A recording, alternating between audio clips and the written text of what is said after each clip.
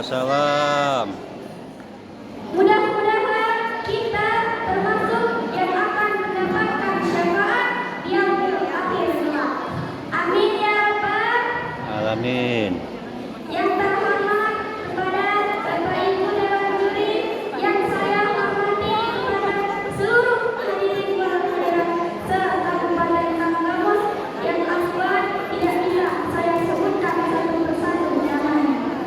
Dan wabil khusus untuk teman-temanku semuanya yang insya Allah selalu beri hidayah oleh Allah untuk selalu bersyukur. Karena jika kita tidak mau bersyukur, maka sesungguhnya azab Allah sangatlah pedih. Hadirin wal hadirat rahimakumullah, kita hidup di dunia ini hanya sementara, dan kita hidup di dunia ini hakikatnya menunggu jadwal kematian saja.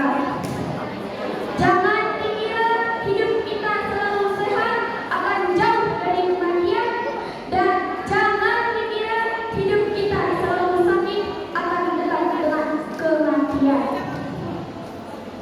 Maksudnya, kematian itu perkara yang pasti, tanpa pilih mau dia sehat, sakit, tua ataupun muda, dimanapun tempatnya, kematian itu pasti akan kita rasakan.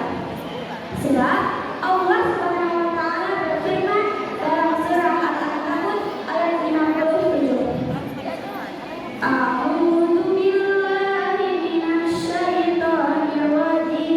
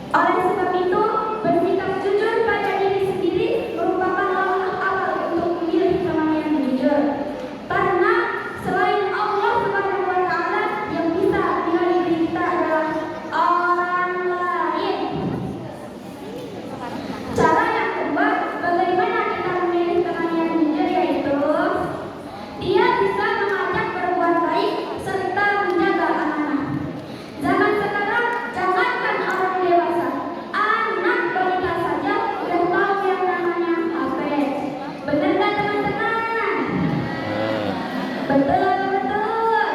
Oh. Udah tahu ada PR matematika yang di kepala pusing. Ada tentang kamu main TikTok. Kira-kira itu baik nggak ya? Ah. Kemudian, ketika teman kita menitipkan uang kepada kita untuk diberikan kepada nenek yang sedang sakit, uang itu malah kita belikan kuota. Kira-kira itu amanah nggak teman-teman? Ah. Teman-teman dan hadirin rahimakumullah, kejujuran memiliki hikmah yang besar bagi diri kita dan orang lain. Karena dengan jujur kita bisa punya banyak teman dan dipercaya orang lain. Dan yang terpenting dari hikmah jujur yaitu ketenangan batin. Karena hidup kita akan menjadi lebih tenang tanpa ada rasa khawatir walaupun banyak hutang. Teman-teman dan hadirin rahimakumullah, jangan sekali-kali mencampur adukan antara kejujuran dan kebohongan. Karena segala sesuatu yang kita lakukan di dunia ini akan dipertanggungjawabkan di hadapan Allah kelak. Apapun bentuk dan caranya, janganlah mencoba untuk berbohong. Karena kebohongan yang pertama akan menutupi kebohongan yang kedua. Dan begitulah seterusnya. Sehingga pada akhirnya akan menyusahkan hidup kita sendiri. Mudah-mudahan jika kita selalu istiqomah beribadah dan bermohon kepada Allah serta berbuat baik, pasti Allah akan melindungi kita dari perbuatan yang tercela. Saya berharap untuk diri saya sendiri dan mengajak teman-teman untuk selalu istiqomah dalam beribadah dan selalu ikhlas dalam menerima ujian dari Allah. Demikianlah sedikit tausiah saya tentang memilih teman yang jujur. Semoga bermanfaat. Untuk itu, saya mohon keikhlasannya agar dimaafkan dan kepada Allah saya mohon ampun. Terima kasih telah menjadi pendengar setia.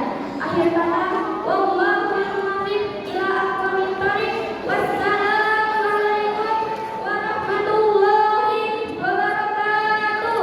Waalaikumsalam warahmatullahi wabarakatuh.